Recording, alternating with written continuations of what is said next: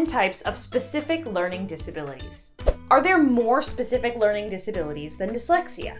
In fact, there are. But before we get into them, let's talk about what a specific learning disability is and what it is not.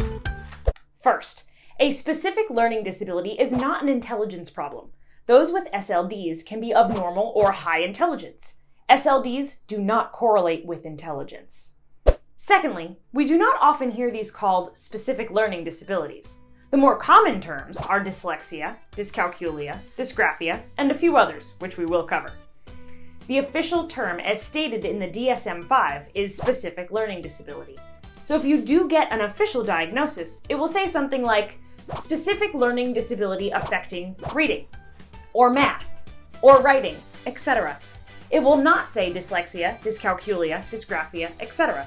Those terms are no longer officially used. Terms like dyslexia were removed from the DSM-5 in 2012, and there's a lot of controversy around that, because moving them just seemed to confuse the issue more. But that's a whole other topic. For our purposes, let's just use the common terms, all right? So again, these are not intellectual disabilities. They do not affect intelligence. But sadly, these students can sometimes get lumped in with children with intellectual disabilities in school. That's because schools have limited funding and usually have to put all of these students together if they are taken out of the regular classes. That can really affect their self-esteem, so you have to watch for that. It can really affect them in terrible ways. What they are problems that affect specific skills, such as reading, writing, spelling, or math. The first and most commonly known is dyslexia, or its official name, a specific learning disability in reading. But dyslexia is not just a difficulty in reading the actual words. Someone with dyslexia may have problems with comprehension or recall. They may read slower or with less accuracy, and it's very common for dyslexia to affect spelling too.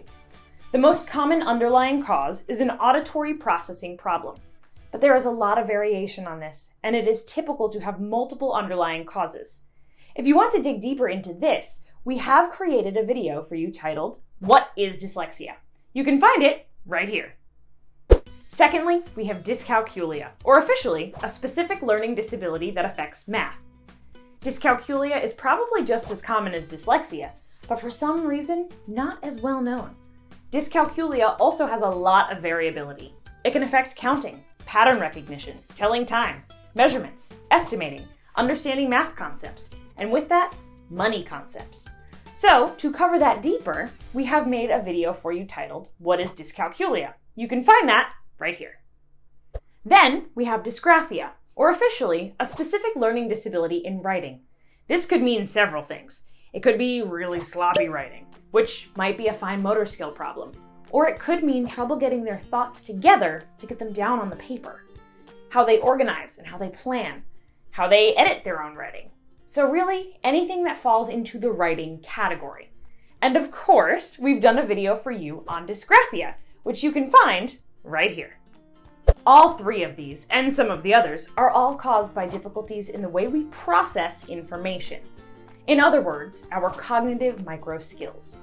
These are all the little skills that make up the way we receive, process, recall, and communicate information. If you want to learn more about them, there's a link in the description. And if you want to get the tools to help your child improve these, then that's exactly what the Learning Success System does. There is a link to a free trial in the description. In addition to these top three, there are a few more. First, there is an auditory processing disorder. This is actually very similar to dyslexia, and they very commonly come together. Where dyslexia is defined more as the difficulty in processing and decoding words, auditory processing disorder is more about difficulty in processing sounds. So they might have more difficulty in the auditory discrimination area. They may have more difficulty when there is background noise.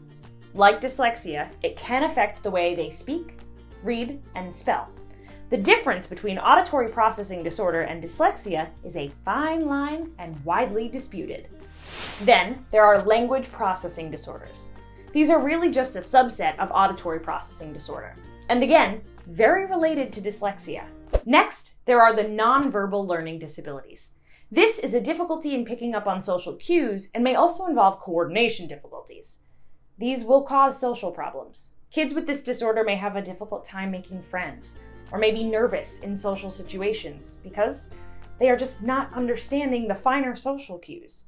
This can be caused by a weakness in the cognitive microskill called visual discrimination. They are just not seeing these cues because of a weakness in visual discrimination.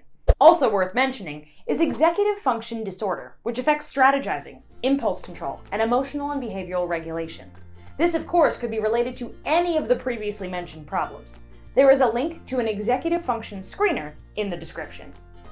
Then there are the visual motor disabilities. This can be poor eye-hand coordination, trouble following the line when reading, things like that. But I bet you are already guessing that these are related to dyslexia and dysgraphia.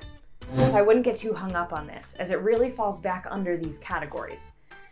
Seems like there's just so much controversy about what is what, that all of these different categories get created. It gets confusing, right? Try not to let it. It all goes back to those cognitive micro skills anyway. And if you work on one of those cognitive micro skills, you should work on all, because they all work together. And even more importantly, because working on them together tells the brain to generalize the skill. That way, the new skill can be used in many different ways. Deep analysis and diagnosis of the exact weakness is not helpful here. And usually, it's counterproductive. So just get a general idea and then work them all. Let the amazing brain sort it out.